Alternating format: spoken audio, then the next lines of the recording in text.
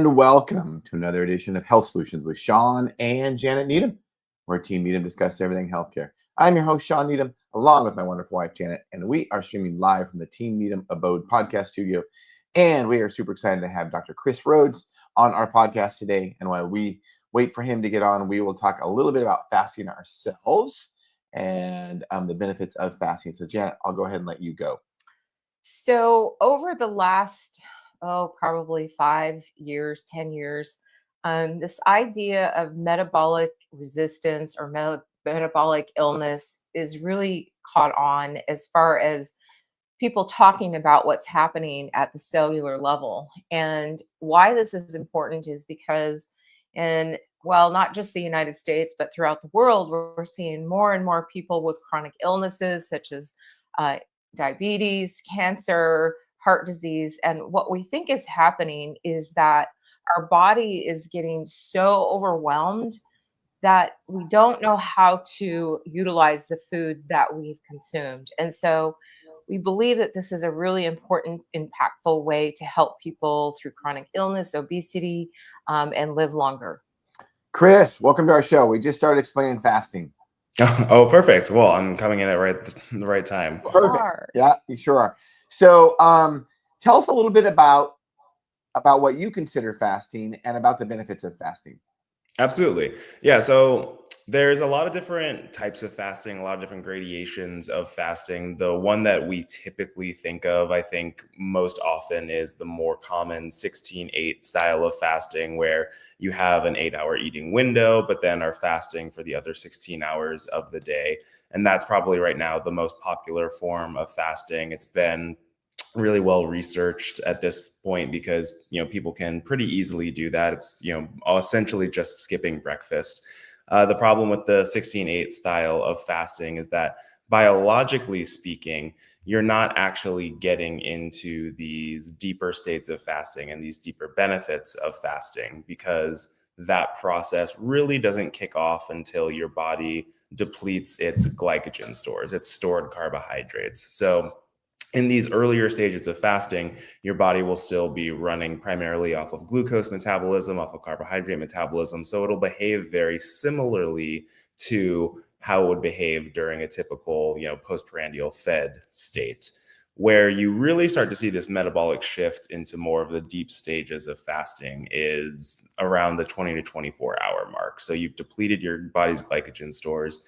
This is when you really make this metabolic switch over into ketosis. So utilizing primarily fat as energy, creating ketone bodies, and then really entering into the primary first stages of fasting and autophagy. And then as you get into these later stages, like a 36-hour fast, a 48-hour fast, a 72-hour fast, then you really start to see more of the benefits that we think of when we think of fasting: the autophagy, the immune cell reset, the stem cell regeneration, those kinds of things. But those really don't start kicking off and then really peak until those further states of fasting. So that's, from a biological perspective, how we can kind of think of fasting. And obviously, we have a lot of research on the 16-8 style fasting, a lot of research on the one meal a day, 20-hour to 36-hour fasting, but then deeper states than that, the data becomes a little bit sparse.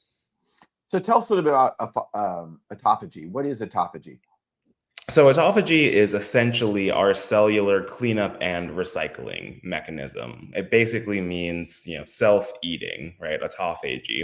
So what's happening there is, as a means of conserving energy, your body or your cells will break down dysfunctional proteins, organelles, kind of like the cell junk that exists in the body, and take those down to their constitutive parts, the proteins, the fats, the lipids, and then it'll reuse those parts to then make new functional proteins, organelles like mitochondria.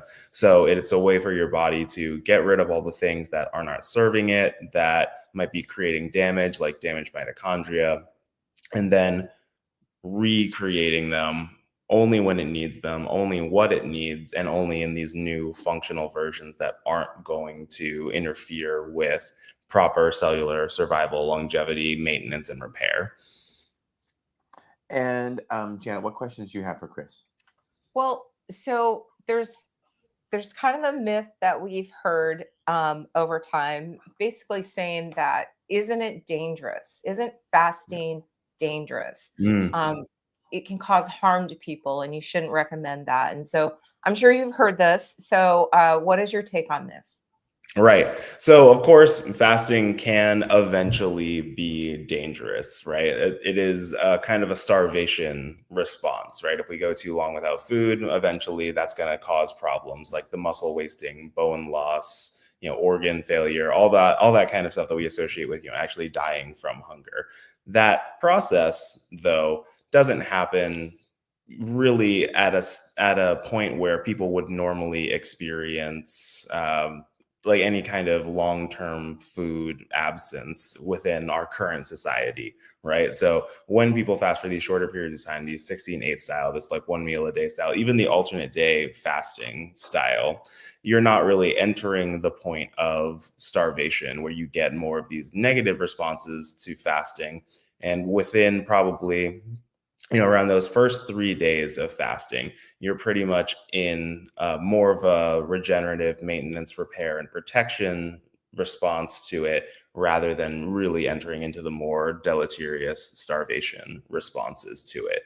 So it can definitely be dangerous in the long term, but in these shorter term periods, fasting is really not all that dangerous unless you have some sort of metabolic condition that might prevent you from doing it, like say diabetes, right?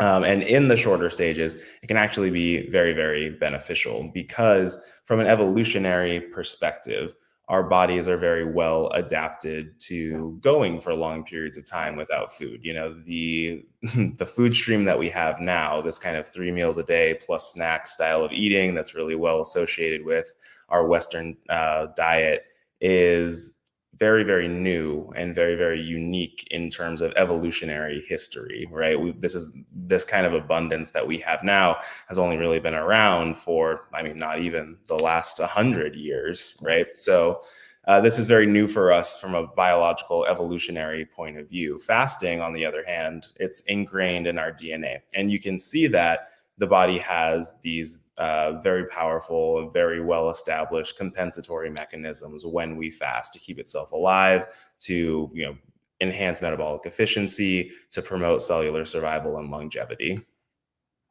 I think that's one thing that people forget is that when, they say fasting is dangerous, it's like, one of the reasons that Americans are obese is because we're good at storing fat and for energy. Because, generations and generations ago, we would maybe went days without food. So we have to be good at storing it. And that's part of the problem now is that basically most all Americans, and I'm generalizing for sure, but most all Americans, we literally have an unlimited food source, Right. especially once we get home or even at work because we got a drive-through window so close to us. But, our pantries and freezers are full of darn near unlimited food. And that's part of the problem. Yeah, absolutely. We've definitely, and I'm definitely guilty of this too. I've been fed the narrative that you have to have the 3 meals a day plus snacks, or your body will literally start eating itself, right? Or there's just you should never feel hungry. If you're hungry, you should eat. That's kind of the constant messaging that we get. And in reality, especially when you actually do a fast, you kind of take those blinders off and see that, oh, actually everything that we've been taught is kind of wrong and also kind of detrimental, right? And this goes a little bit back to just the societal aspect of that narrative and of eating and of this giant food corporation that has happened in the United States. This is what I like to call the original sin of the nutrition industry in the US, is that when we were founding the different health organizations, you have the FDA, you have the USDA. And so the FDA is, of course, also involved in food, right? It's the Food and Drug Administration. But it is more about a health and regulatory organization, whereas the USDA, also very involved in food, US Department of Agriculture, is the one who's in charge of basically like promoting American food industry. And so our health and nutrition recommendations really should have been given over to the FDA. That's more of that, health oriented organization, but they were given to the USDA instead.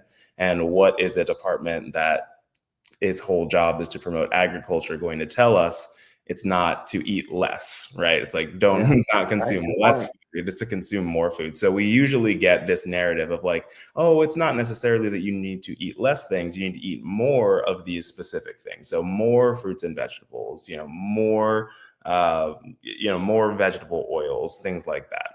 Yeah, more grains. Don't forget Exactly, grains. more grains, right? And More corn dairy. corn and wheat are a very big product in the United States. Mm-hmm. Well, so let's go back on the hours of fasting. So I will tell you, for anybody that's ever fasted, I've fasted, the most I could ever make is 48 hours. I Okay. usually try to do that about once a year. Try to go about 24 hours once a week. And usually Janet and I go 16 hours pretty much every day, depending on our workout schedules. But I will tell you, the first 24 hours, and I want you to comment on this, the first 24 hours seem to be the hardest. And once you get to 24 hours, and I think part of it you kind of mentioned, but I want you to go deeper into it, because you haven't burned all your glycogen stores yet. So you're not really starting to burn fat. And after 24 hours, that's about when you probably start burning some more fat than glycogen. And that's when it seems to get easier, is at that time frame. What are your thoughts about that?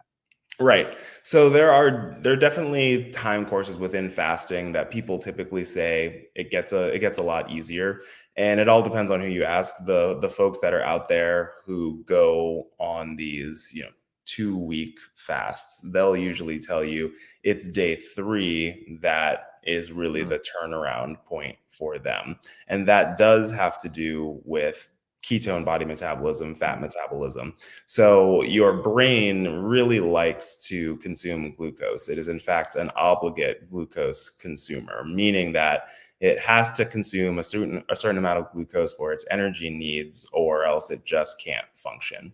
And even when we switch over to ketosis, even when we're depleted of our glycogen stores, our body still has to create a certain amount of glucose in order to keep the brain alive. And the brain essentially has 50% of its energy needs have to be coming from glucose. So usually in a fasted state, that's going to come from protein breakdown, whether that's muscle, or whether that's some like organ protein stores that we have. But during that time period, 50% of that energy is going to be coming from glucose. 50% of that is then going to be coming from the ketone bodies. The thing is, since our brains don't really like ketone bodies all that much, they're not very adapted to them because they don't always see them very often. It takes a while for your brain to actually get adjusted to using the new ketone bodies as fuel. But then once that happens and the adaptation occurs, you get this really big turnaround of like, oh, my brain can actually like function again. And it's functioning in a different way because ketone bodies are utilized differently than glucose. You have less neuroexcitability, you have less neuroinflammation. So you really do get this kind of magical clarity almost that happens around that day 3 mark of getting adapted to the ketone bodies. So I think from personal experience, I've fasted for 72 hours before, and I fasted for 72 hours while poking myself and taking blood and looking at my cellular functionality and all that fun stuff. So you can really see how cellular functionality changes from 1 hour to the next in the shorter fasting windows. And then what we saw was that a lot of these fasting benefits, these anti-inflammatory effects, these antioxidant effects, these cardioprotective effects, peak at around the 36-hour mark and then kind of stay elevated but plateau after that.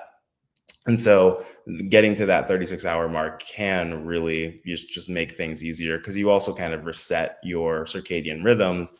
And something that we found was that in this 36-hour fasted state, you get really high elevation of this metabolite called oleoyl ethanolamide, OEA, and that's involved in the gut-brain axis, and it actually stimulates satiety and suppresses hunger.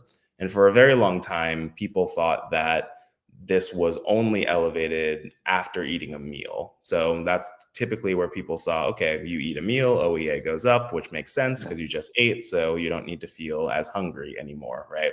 But we think that OEA being really highly expressed, even more than it is in the fed state, in a 36-hour fasted state, is this evolutionary adaptation, essentially, because it doesn't do anybody any good to be out there in the wilderness, doubled over in hunger pain when you haven't eaten for a long time. Your body actually is like, all right, we need to suppress this hunger so that you can focus on going out there and finding some berries or chasing down that gazelle or whatever it is. So that's really, I think, what's going on there is you do get this this appetite suppression effect that can happen with longer term fasting, and that is an absolute evolutionary adaptation from this upregulation of OEA. That definitely makes sense. Janet, what other questions do you have for Chris? Well, so there's several thoughts out there, but we have a friend who had cancer. And so she does, I think, a 5-day fast every month. Okay. So there's a lot of talk about how protective this is against your body and helping repair. And you kind of touched on a little bit. But 5 days to me feels very extreme. But I think she's following Jason Fung. Does that sound right? That's probably correct. Yeah. So how do you see this in prevention for somebody that's went through a metabolic illness like cancer? Sure. So with cancer and fasting is usually kind of like part and parcel. I think we've used fasting as a way to do a lot of prevention for cancer, do a lot of treatment for cancer. It's very well documented throughout kind of like the human history with fasting. And we've done a couple studies on how fasting can be beneficial for cancer progression, cancer survival, all of those things. Essentially, what's happening in the body and why we use fasting sometimes as a way to help with cancer is that a lot of times when cancers pop up in the body, they become obligate glucose consumers. So they lose their metabolic flexibility, their metabolic adaptability to be able to utilize fats or proteins or ketone bodies for energy and become completely reliant on the body's glucose stores. So what happens with that is, if we're constantly eating, not a big problem for the cancer cells, right? We got a lot of glucose that's coming into the system. They can have their preferred energy source. Everything's fine.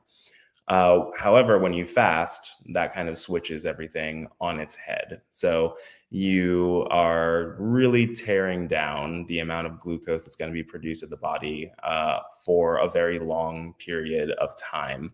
And so the rest of your body is going to adapt perfectly fine, right? It's going to be on protein metabolism, fat metabolism, ketone metabolism, not a problem.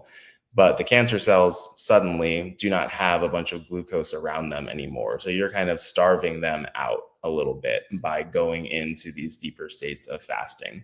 And then at the same time, because of the cellular changes that happen in the body during a fast, your own cells will then be upregulating these beneficial protective responses. So they're going to be elevating their stress response proteins, their stress response elements. They're going to be reducing DNA replication and transcription, DNA damage. They're going to be decreasing mitochondrial energy production, which is going to ultimately decrease reactive oxygen species production. So less cellular damage that's going to be happening.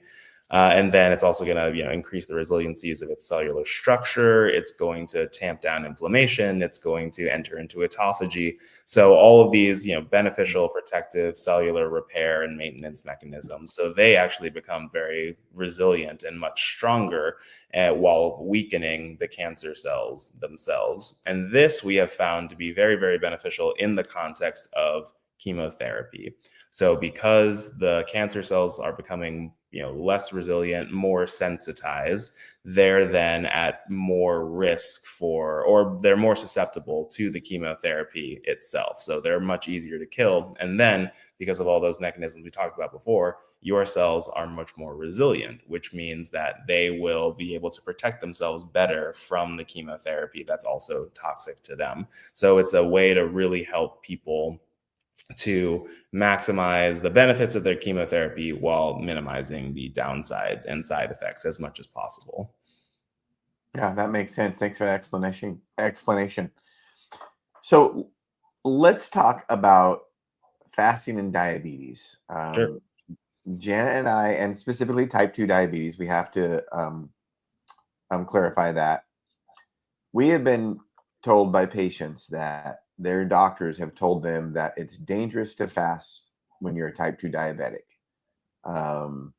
And one of the things, the markers I will say to somebody to prove that type 2 diabetes is reversible, because there are, physicians out there that tell their patients that type 2 diabetes is not reversible. Right. And one of the things I'll tell them, and I tell them, don't do this if you're on insulin, because you don't want to be hypoglycemic, but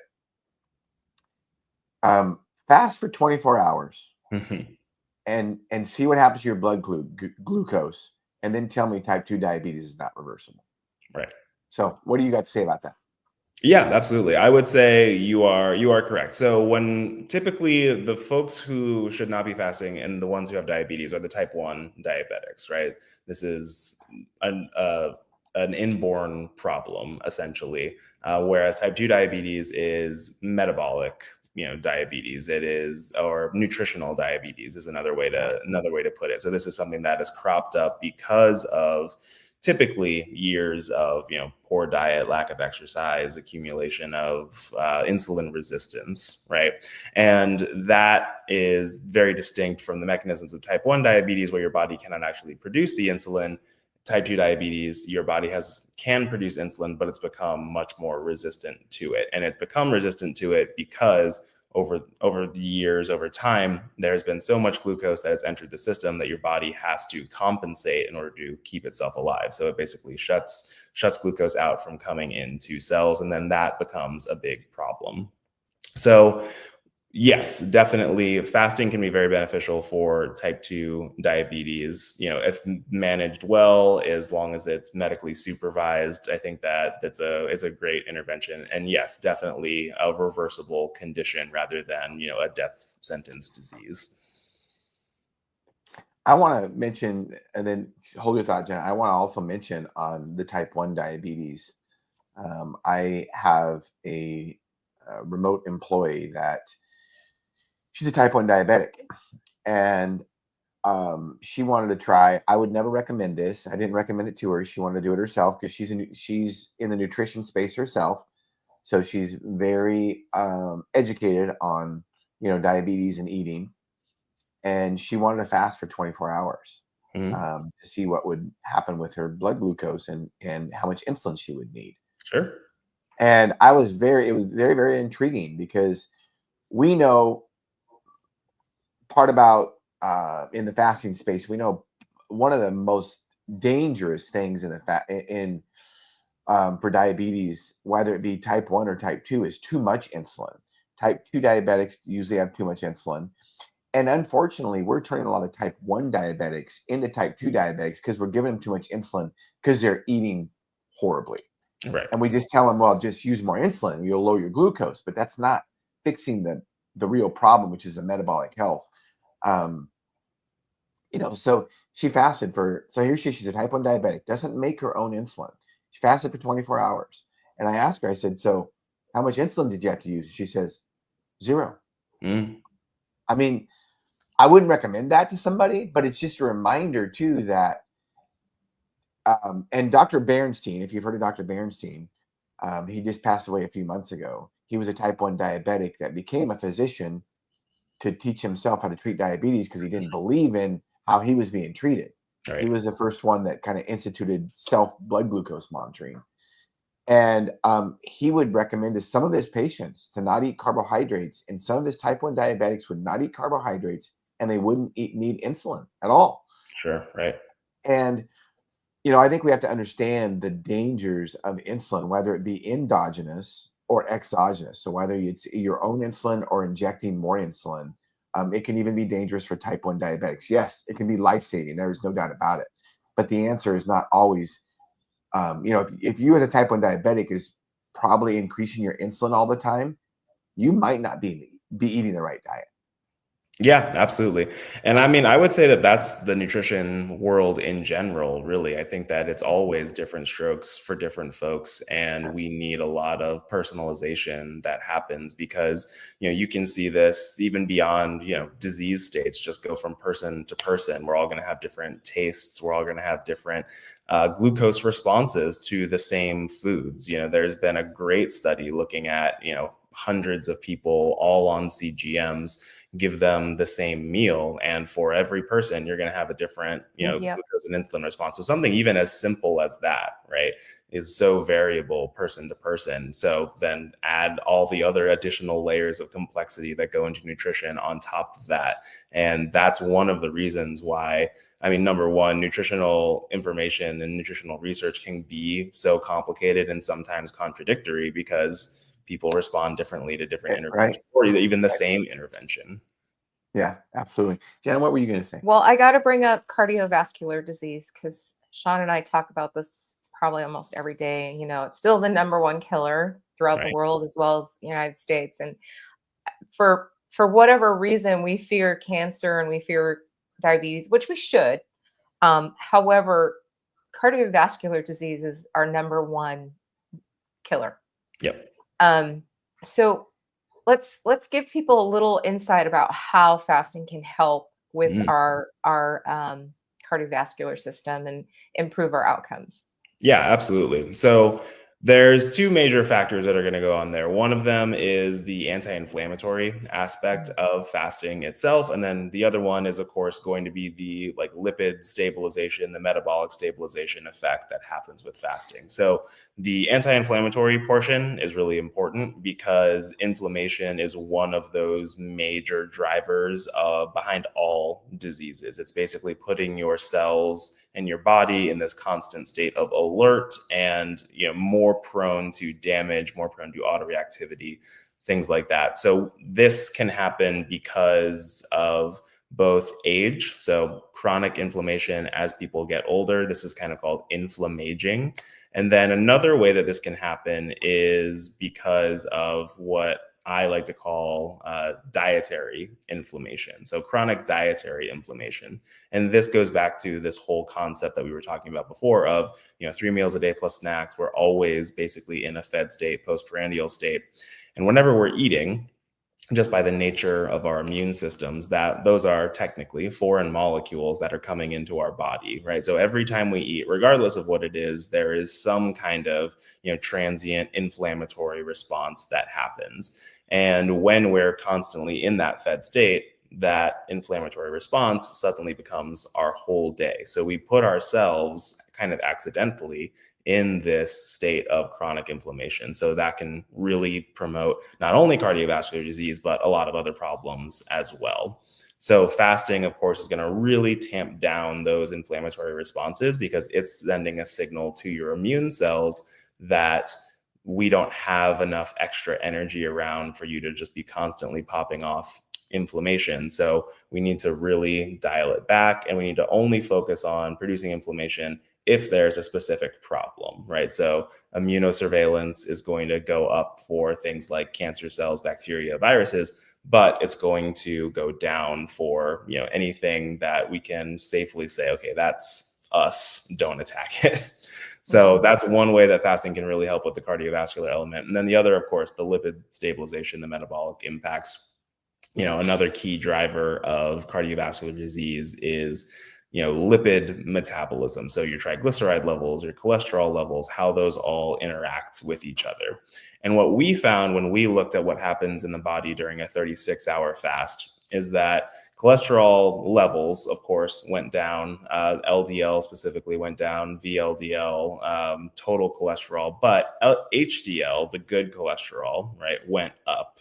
And we also found that the HDL itself becomes more functional during these periods of fasting. And we measured that through what's called cholesterol efflux capacity. So basically the ability of the HDL to go to an arterial plaque, right, and actually suck the cholesterol out of cells to be, redistributed somewhere else where it needs to go, or just excreted. So we found that fasting really enhanced the HDL's ability to pull that cholesterol out of these, arterial plaques and these inflamed macrophage. So really helping to prevent the formation of arterial plaques that then, of course, go on to cause CVD.